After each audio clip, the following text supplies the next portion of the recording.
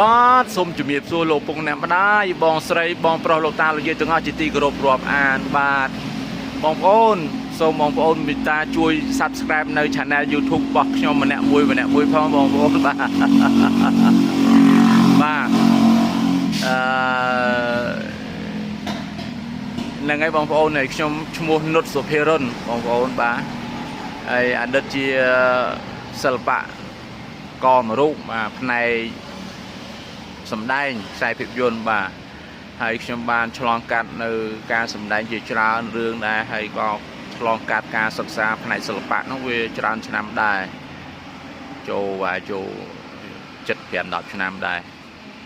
ហើយការចូលរួមសម្ដែងនោះមានដូចជារឿងផ្កាក្នុងផ្កា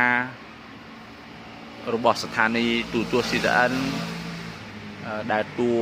កាងស្រីនិយាយទៅឲ្យតែតួអាក្រក់តួខូចតួចាប់លោបអីគឺភាគច្រើនគឺថាគឺ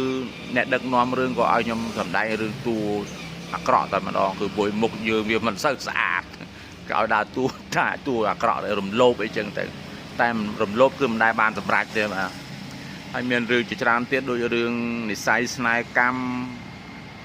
ព្រៃតៃហោងខ្មោចលក់ព្រលឹងទីយាតអសេរពឹសគំនុំស្នេហ៍ព្រីកាឡាភ្លើងបាទ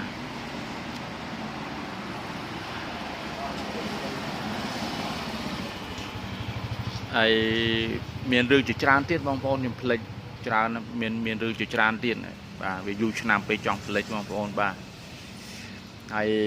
គ្រប់សាច់រឿងទាំងអស់มันដែលដើរតួល្អទេគឺដើរតួរំលោភបាទរំលោភតែមិនដែលបានរំលោភទេគ្រាន់តែក្នុងសាច់រឿងអញ្ចឹងបងប្អូនបាទគឺដើរតួរំពាក់អ្នកដឹករឿងឲ្យដើរតួអញ្ចឹងបាទហើយនេះជា Channel YouTube របស់ខ្ញុំមួយអញ្ចឹងសូមសង្ឃឹមថាបងប្អូនប្រជាពលរដ្ឋទាំងអស់មិនថាខ្មែរលើខ្មែរក្រោមខ្មែរកណ្ដាលឲ្យសូមជួយ Subscribe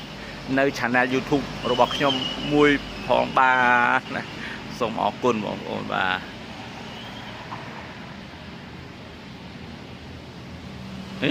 អូកន្លែងបាត់អត់ឃើញ